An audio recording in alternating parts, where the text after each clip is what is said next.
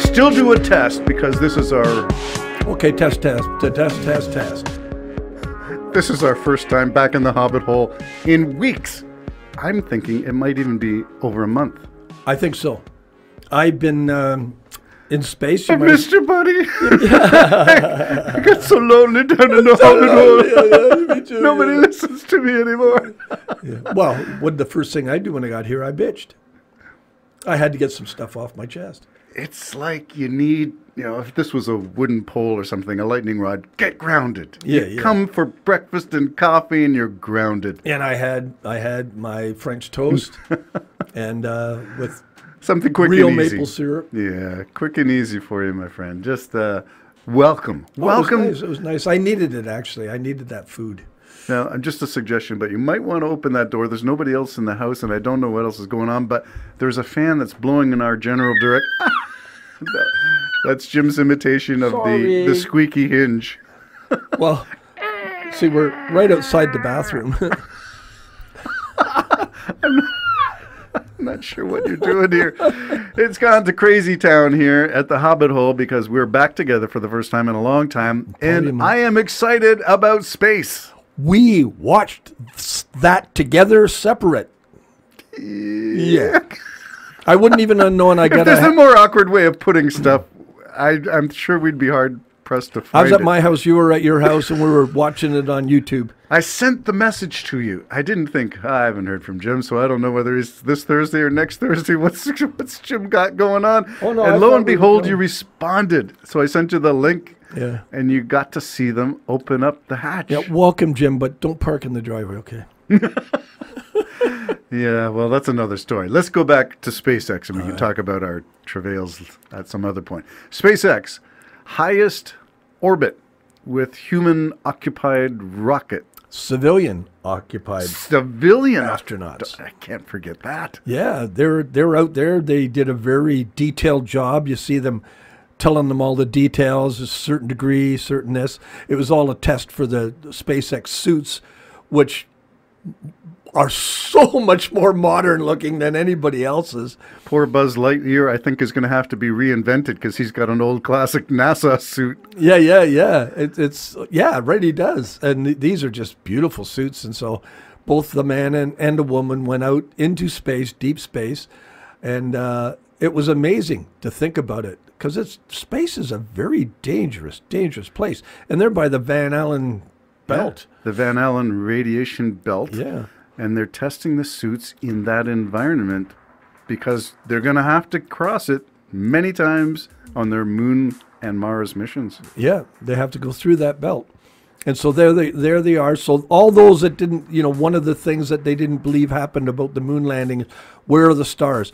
There was no stars. Isn't that funny? Now, they're out there, we know, but NASA has said it 1,000 times the reason why we can't see them. I think it's just the other light that's blocking it out, or something like that. You maybe if you look the other way, the sky's covered. I have no idea. It's the camera lens and the ability to track light. So here's one of the things to me is that suit is not too much different from the suit that they launched Crew Dragon with in the first iteration. Looks the same to me.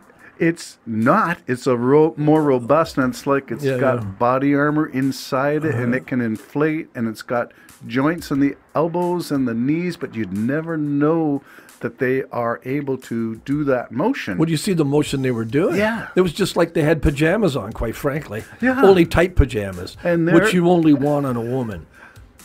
I'm kidding. Oh my God. Misogynistic. Come on. You are. I'm not going to even grace it with a laugh at this point. I'm going to say that the two people, there were two, not just the mission commander who went out to do an EVA, but the second one, EVA 2, went out. And that was a woman, and I think you pointed out there, all four of them are civilians. So this one was part of the regular group like you and I who follow SpaceX. Yeah. And somehow she was selected for that mission 2. Trained for how long? I don't... Well, they were trained. I mean, because they needed to get the data and explain to ground... I was going to say NASA. It's not NASA. SpaceX. Explain to SpaceX once they were on recess so that people could... the young kids we're talking about, how young they all look at SpaceX. Well, they do. Yeah, but explain to them this is what's happening. Yeah. Now I'm moving my arm out, and now I'm doing this because also the danger factor. I'm thinking too. If something clicks, hold on, it just clicked. That didn't seem right. I'm stuck. Or if I go further, is this going to rip it or something? Yes. Because these are trim suits, man. They're trim. You could almost walk down Yonge Street in those things and not even be noticed. It's unbelievable. Yeah. So I was so impressed. So I'm impressed too. Not only are they in the Van Allen belt, 870 miles. Miles up. Yeah. So that's not kilometers, miles. Yeah. So how far is that in kilometers in Canadian? Oh, jeez. 1,000. Yeah, I'm thinking it's over 1,000. Okay, over 1,000 kilometers up. And remember that SpaceX, when they were first testing the tubes and launching them, they were trying to get 12, 14 kilometers up. Oh, yeah. Yeah, well, yeah, that's what they were doing. They were taking them up only that high. And then watching them drift back down. Fall back down. And now, holy moly, they're planning on the next flight to try to catch it. That's daring, man. Two things I've noticed, and we follow What About It, NASA space flight. Everyday Astronaut. Everyday Astronaut, that's right. And there's one other one that we follow. But one of the things that they've all been pointing out to is how much refurbishment has gone on in Tower 1, which is the original tower, the one they're going to use. And I think they've made some final adjustments to the catching arms as well. They've reinforced all the joints. I guess that's just in case it comes down a little harder than they're expecting. They want these arms to catch them. Don't forget, the arms are on Tower 1. They're like twice as big as the arms that are going to be on Tower 2. Yeah, they brought that all down. And you know, Elon, his whole idea, less parts is better. And so now they've figured if we can catch the rocket in this, there's no reason why we can't catch it with half the size. Okay, you're talking about precision. That thing has to go right down because now your arms aren't. There's no wiggle. That's an odd expression for a giant rocket the size of the Statue of Liberty coming down. Yeah. They're going to catch this thing, and there's literally no wiggle room. Oh, and it's the firing of the rocket too. Yeah, I mean it's got to shut off dead on, come right down to the point where it hovers, catch it, bang off because you don't want it to go back up. That's right. And remember when he was saying when they were launching just the starships in the tests, they could literally have gone into space at full throttle, you know. So you had to all watch what you're doing, right? Yeah. It's amazing to me. It is. So SpaceX. Now, what's amazing to me is that, and thank you for coming today because this is a conversation I can't have. No. With anybody else. Nobody is excited about this Nobody's stuff. excited.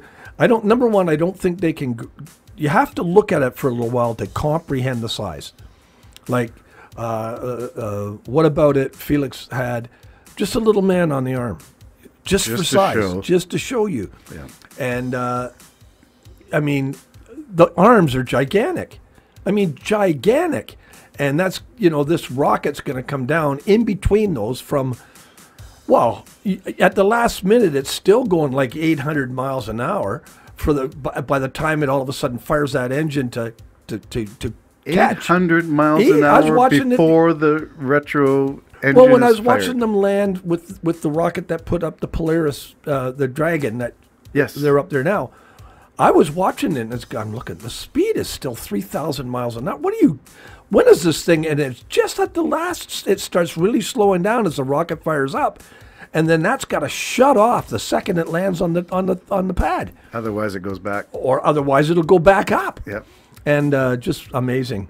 And so when I watched it, it's things like that you go, this thing's coming down. Like, you know, let me put it this way. Probably like bat out of hell. Probably within a kilometer off of wherever it's going to land, you hear the breaking the sound barrier. It's just booting down, fires the rockets up, and it's going to be amazing to see the super heavy come down and get caught. It's going to be incredible. We're looking forward to that. And I think the launch time for Flight Test 5 is now put off. I don't think it's going to be in September. We're lucky if it's going to be in October, but that's not a problem for me. I'll wait as long as it takes. I'll wait too, and you might be surprised. So keep your eyes open. Yeah, FAA is the holdup at this point again? I think what happened is I think they're okay. But then the environmental people came in again and said, some of the water from the rockets going into the whatever. That's right. They need a catch basin, I guess. For the water that's being used to cool the plates. And I know they're doing what they need to do. Yeah. Part of me just screams out, Elon's going to do that anyways. No, I don't. I don't trust the capitalist as far as I can throw him. Well, I can see him saying, why have all these pumps sucking the water out of wherever they're getting it, the ocean, and making sure it's bringing it down to fresh water when we've already done that? Now we got a basin full of fresh water. Drain it and just keep draining it. Yeah, there must be a creative way of solving it, an engineering solution to all of the problems. Yeah. Because, lesser piping, lesser everything to be right there. Correct. And then the new launch pad has a completely different deluge system. Well, this is still at Boca Chica. Yeah. 2 towers and a deluge system that's different. Oh, wait, actually revolutionary. They never did that. Now, correct me if I'm wrong, but are there flame trenches now for the... Not the first tower, the second tower. Second tower's got a flame trench now. Yeah. Okay, and I think I saw them testing the flame trench. They have another place now where they're testing the boosters and the rocket engines. Yes, they have a flame trench there. They have a flame trench where they're testing the motor, the engines and all the rest. So they're not just testing the engine, but they're testing the diverter to make sure where the stuff is going, the debris from how many engines? 33 to take off. 33! And then you got 6 on top of the other rocket, and now they're thinking of adding another 3, aren't they? I don't know, but where the stops... Nobody knows. Nobody knows, but I think it's going to be Mars. It'll be Mars. Occupy Mars. Here we go. The Jim and Terry Show back in the Hobbit hole. It feels like forever. Nice to have you back. Nice to be back, Terry. Bye-bye for now.